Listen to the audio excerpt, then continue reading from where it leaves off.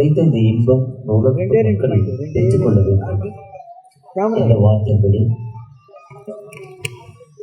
அவர்கள் இப்படி ஒரு அர்ப்பணிப்போடு அநேக நாட்கள் பிரயாசப்பட்டு கிட்டத்தட்ட 1-2 மாதங்களாக போராட்டம் மத்தியில் எப்படியாவது இயேசுவின் நாமம் அறிவிக்கப்பட வேண்டும். இயேசுவின் நாமம் மக்களுக்கு அமைதி வரலாம். இன்னைக்கு அமைதியை தேடி ஒரு கூட்டம் அலைந்து கொண்டிருக்கு. அந்த அமைதியை தேடி அலைந்து கொண்டிருக்க ஒரு கூட்டத்துக்கு ஒரு அமைதியான வாழ்வை படைக்க வேண்டும். ஏன்னா இன்னைக்கு அமைதி எங்க இருக்கு, வாழ்க்கை எங்க இருக்குன்னு நிறைய தெரியாத கூட்டங்கள் அலைந்து கொண்டிருக்கு.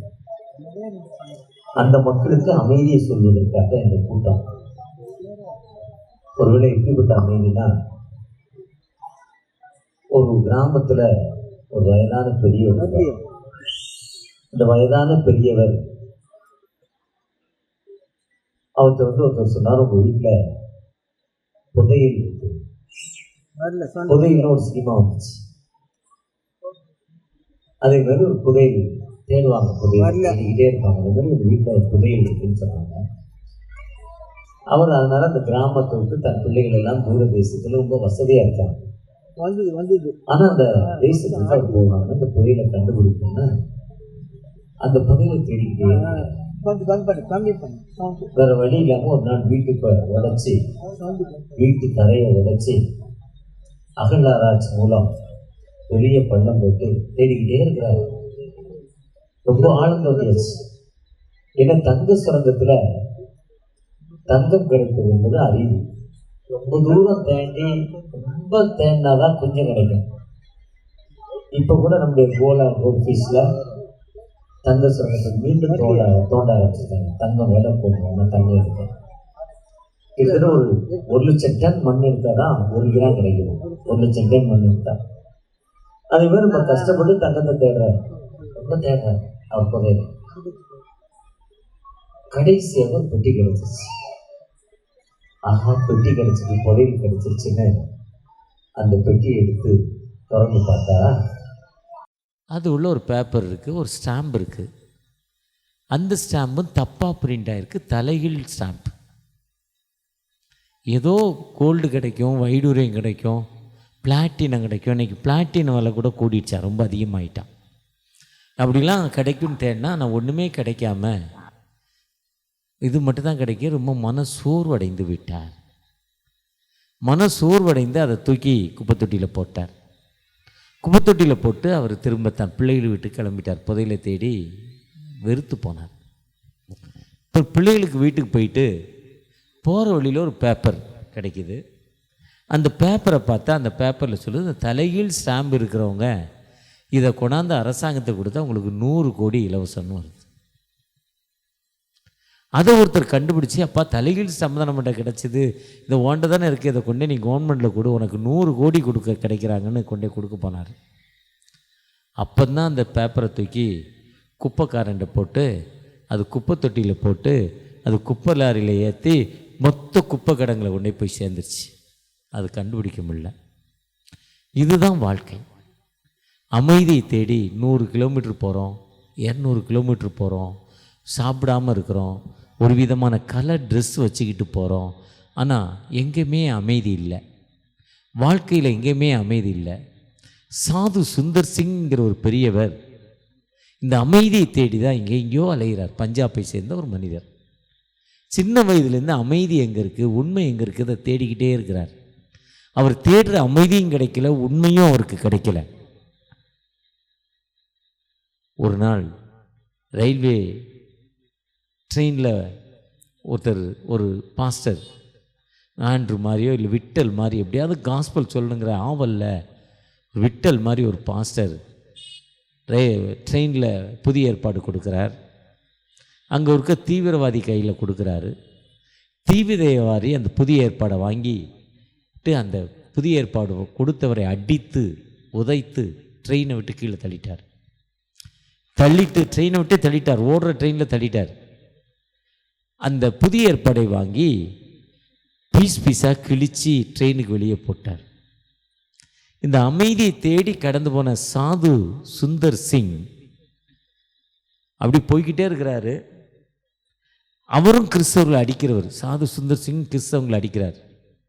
அதுதான் அந்த இப்போ பாட்டு பண்ண, கிறிஸ்தவனை டிஸ்டர்ப் பண்ணாத, அவன் வெட்ட வெட்ட வளருவான், குட்டை குட்டை நிமிருவான். அருமையான ஒரு பாட்டு.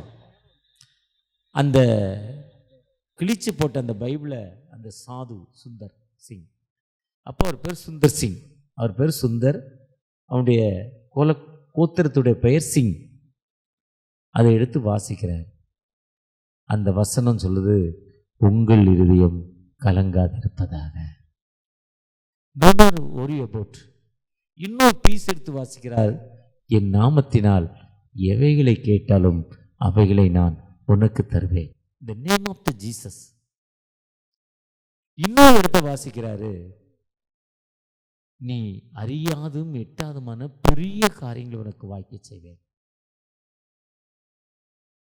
இதுதான் ஒரு அந்த லைஃப்ல அவருக்கு அப்படியே டச்சபிளா தெரியுது.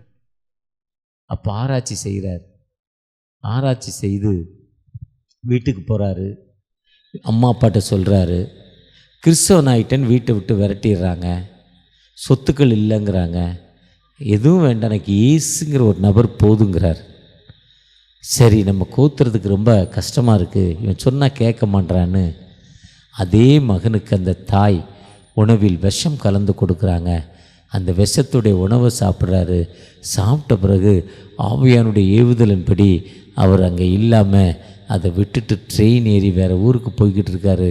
வேறு ஊருக்கு போய் அந்த விஷம்லாம் அவர் உடம்புல பரவி அந்த ரெட்டெல்லாம் பிளட்டான சிவப்பு கலர் ரத்தம்லாம் ப்ளூ கலராக மாறிட்டு இறங்கி நண்பர் வீட்டுக்கு போகிறாரு. வாந்தி, டயரியா, வாமிட்டிங், டயரியா இருக்குது. டாக்டர்கிட்ட நண்பர் கூட்டிகிட்டு போகிறாரு. கூட்டிகிட்டு போகிறப்போ அந்த டாக்டரு செக் பண்ணிவிட்டு இன்னும் பல மணித்துளிகள், சில மணித்துளிகள் மட்டும்தான் உயிரோடு இருப்பார். இவர் உடம்பு முழுவதும் விஷம் போய் இரத்தமெல்லாம் சிவப்பு கலர் ப்ளூ கலராக மாறிட்டு அந்த இரத்த அணுக்கள் உள்ள உயிர்கள் எல்லாம் இறந்துருச்சு. ஒரு மரண பாடி தான் இவர் இன்னும் சொல்லி அனுப்பிட்டார். நண்பரும் சொல்ல முடியாமல் சாது சுந்தர் சிங்கை வீட்டுக்கு கொண்டு போகிறாரு. இறந்து போவான்னு நினைக்கிறாரு. ஆனால் காலையில் எழுந்து தெளிவாக இருக்கிறார். அந்த நண்பராலும் நம்ப முடியல, அந்த டாக்டராலும் நம்ப முடியல. ஒருவேளை வாழ்க்கையில் புதையலை தேடி அலைந்து கொண்டிருக்க உங்களுக்கு எனக்கும் புதையலை கொடுக்கும் இயேசு கிறிஸ்து தாங்க இந்த பைபிள். இந்த பைபிள் ஒரு மத மாற்றம் அல்ல, மனமாற்றம். இந்த பைபிள் ஒரு நீங்கள் ஜாதியை விட்டு வேறு ஜாதிக்கு வர வேண்டாம், உங்களுடைய இனத்தை விட்டு வெளியே வர வேண்டாம், மொழியை விட்டு வெளியே வர வேண்டாம். நீங்கள் வாழும் வாழ்க்கையில் மனம் திரும்புங்கள், பரலோக ராஜ்யம் சமீபமாயிருக்கு. என்னிடத்தில் திரும்ப, என்னிடத்தில் திரும்புங்கள். ஆண்டவர்கிட்ட திரும்புறப்போ ஆண்டவர் வாழ்வு கொடுக்கும். ஆண்டவர் ஒருவேளை இன்னைக்கு விட்டலையா இவ்வளவு பெரிய ஒரு முதல்ல ஒரு ஸ்கூலில் நடத்த போனார், முடியல.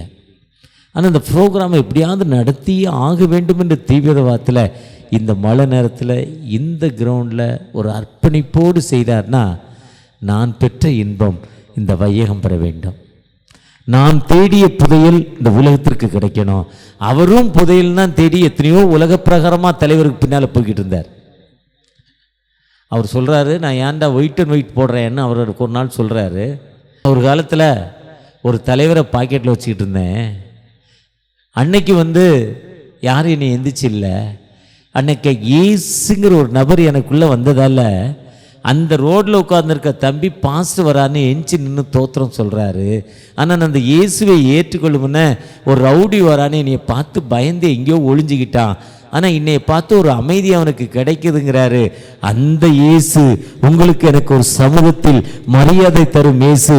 அந்த இயேசு உங்களை உயர்த்தும் இயேசு. கிறிஸ்துவுக்குள் வாழும் எனக்கு எப்போதும் வெற்றி உண்டு. கிறிஸ்துவுக்குள் வாழும் எனக்கு எப்போதும் வெற்றி உண்டு. ஒருவேளை வீடு கொடுப்பார், வாசல் கொடுப்பார், பணக்காரராக்குவார்ல. நீ அவரை விசுவாசித்தால் ஆண்டவர் நீ உயர்த்துவார். எரேமியா 13ஆம் அதிகாரத்தில் சொல்றாரு, அந்த கட்டளையின்படி நட. ஒரு கச்சை எடு, ஒரு சணல் எடு, அதை எடுத்துக்கொண்டு மலையில் வை. திரும்ப கொஞ்ச நாள் கழித்து போய் பாரு, செமிச்சு போகும். இதே மாதிரி தான் ஆண்டவருடைய கட்டளின்படி நடக்கலாம் செமிச்சு போவாங்கிறார். அடுத்த வார்த்தை எரேமியா 13ஆம் அதிகாரத்தில். இதுக்கு எடுத்துக்காட்டுனா 1 நாளாகமும் 18ஆம் அதிகாரம். தாவீதை போன இடத்துலலாம் ஆண்டவர் காப்பாற்றினார். அதே சவுல் செத்து போனார். காரணம் ஆண்டவருடைய கட்டளை கீழ்ப்படியில. ஆண்டவருடைய கட்டளை கீழ்ப்படியிறப்போ என்னை உயர்த்தும் ஆண்டவர். அந்த ஆண்டவருடைய கட்டளை என்பது எதுன்னா ஒரே கட்டளை தான். ஒரு மழை காலம், பழைய ஓலை வீடு ஒழுகிட்டு இருக்கு, மழை பெய்கிற தண்ணி விட்டு கூட வெளியே போகாது. அப்போ அந்த தாய், ஏழை தாய், ஒரு மகன், அப்பா இல்லை, மழையில் நனைஞ்சிக்கிட்டே இந்த மழை தண்ணி மேலே படாமல் இருக்க அந்த கூரை வீட்டுடைய கதவை எடுத்து மேலே வச்சு தன் மேலேயும் மகன் மேலேயும் தண்ணி படாமல் அந்த கதவை அந்த தாய் வைக்குது. அந்த கதவில் தண்ணி பட்டு வெளியே போகிற மாதிரி வைக்குது. ஏன்னா கூரை ஓட்ட தண்ணி உள்ளே விழுந்துக்கிட்டே இருக்கு, ஓலை வீடு.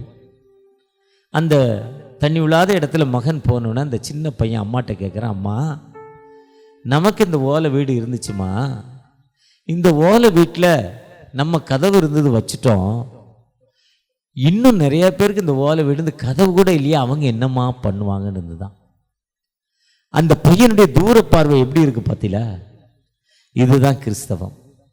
இச்சிறியவளுக்கு எதை செய்தாயோ எனக்கு செய்தாங்கிறார். மார்க் 6ஆம் அதிகாரத்தில் திரளான ஜனங்களை பார்த்து மனதுருகி உணவு கொடுக்கும் ஆண்டவர். அதுதான் கிறிஸ்தவம். இன்னைக்கு இவ்வளவு பெரிய கூட்டங்களை நடத்தி எல்லாத்துக்கும் சாப்பாடுன்னா 500 பேருக்கு சாப்பாடு கொடுக்குறாரு. விட்டல் எவ்வளவு பணக்காரனா, பணமே இல்லை. இது மாதிரி எல்லாரும் சேர்ந்து இந்த கூட்டத்தை ஏன்னா எப்படியாவது இயேசு எங்களுக்கு அற்புதம் செய்வார் நம்பிக்கையோடு அந்த ஆண்டவர் நமக்கு வந்திருக்கிறார். அந்த கிறிஸ்துவை நாம் அறிவிக்க ஆண்டவர் நம்மை அறிவிக்கிறார். அந்த ஆண்டவர் நம்மோடு கடந்து வந்திருக்கிறார். அந்த ஆண்டவர் எல்லா நிலையிலும் நம்மை உயர்த்தும் ஆண்டவர். ஒரு காலம் நம்மை கைவிடாத ஆண்டவர். அந்த இயேசுவை நோக்கி பார்க்கிறப்போ எல்லா நிலையிலும் உயர்த்துவார். ஒரு விசை கூட கண்களை மூடி, தகப்பனே எங்களோடு பேசியிருக்கீங்க, நன்றிப்பா, உம்முடைய கிருபை எங்களோடு வரட்டும் என்று அவரை நோக்கி பார்ப்போமா? எங்கள் அன்பின் தகப்பனே, புதையலை தேடி நாங்கள் வந்தோம்ப்பா. வாழ்க்கையில் அமைதியை தேடி வந்திருக்கிறோம். அது நாங்கள் பெற்றுக்கொண்ட அமைதியை பிறருக்கு சொல்லுகிற மக்களை எங்களை மாற்றித்தாங்க. உம்முடைய பிரச்சனை எங்களோடு இருக்கட்டும், வழிநடத்த கரம் இருக்கட்டும். மீட்பர் இயேசு மூலம் ஜெபம் கேளும் அன்பின் தகப்பனே, ஆமென்.